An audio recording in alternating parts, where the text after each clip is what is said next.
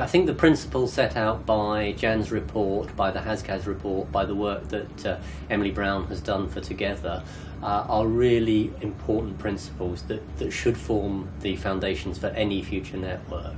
They help to make sure that it's sustainable, that it's hasn't just come out of the ether, but it really is based on a lot of work, a lot of research, and the passion and commitment of an awful lot of people. Okay, so this is a what a network is, what it isn't type of presentation to clarify some of the issues that have come up so far and to address some of the concerns that I think all of us have had in how we develop and where we go from here, and there have been other suggestions around as well that haven't been picked up or haven't been taken forwards, and looking at why a particular way forward would work particularly well for us as service users.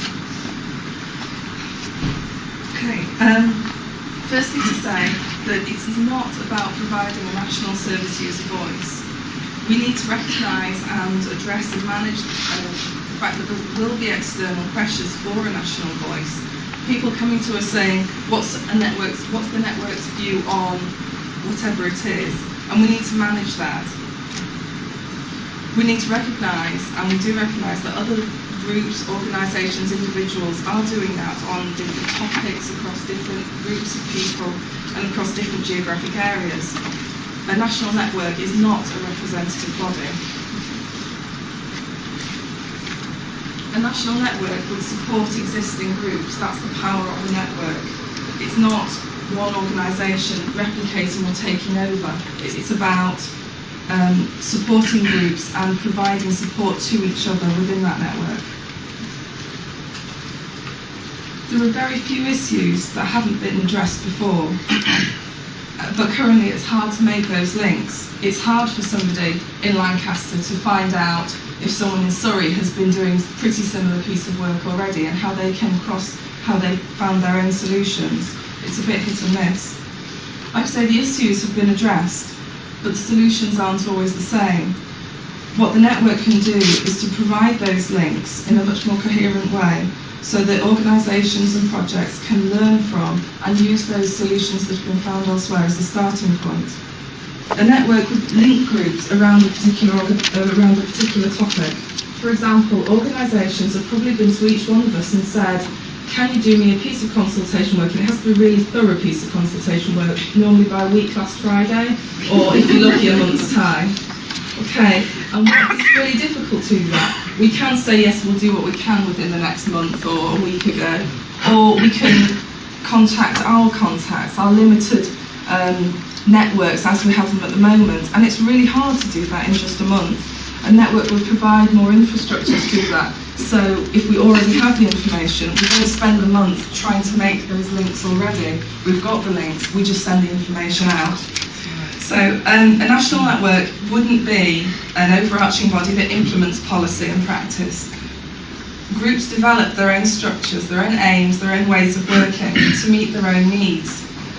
Groups need ownership of their own processes of developing and reaching these solutions. A solution or a policy implemented by another group, even a service user-led group, is not much different to it being done by an agency without us, which is one of the things that we've said all the way along needs to change.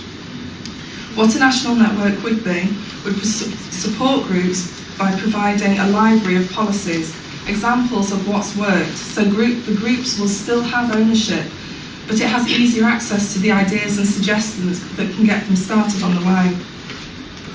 It will be important to us to find a balance between principles and values, but also not having a particular policy line. For example, all groups need an understanding of equal opportunities, but they won't all be achieved in the same way or have the same equal opportunities issues to address. A national network will need somebody to be doing that. It will need workers, but these workers will not be the national service users providing the service user voice. Workers for a network would support groups, that would be their role. They do that by keeping an eye on policy, finding out about new develops and initiatives that may help or hinder involvement, issues that come up in mental health in general, that network members want to keep abreast of and be involved in. At the moment, it can be really hard to find out what's going on. You hear from a person fourth or fifth hand, and suddenly actually the event was 2 weeks ago, so it's too late. If we have people who are specifically keeping an eye on what's going on, up to date with consultations, that they can then send the information out straight away and solve some of these issues around timing. Workers will keep in touch with existing groups, building and updating databases of groups, building an awareness and the network's awareness of who has particular areas of interest, who has particular areas of expertise. So these are some of the ways that a national network can support and strengthen an infrastructure within the service user movement.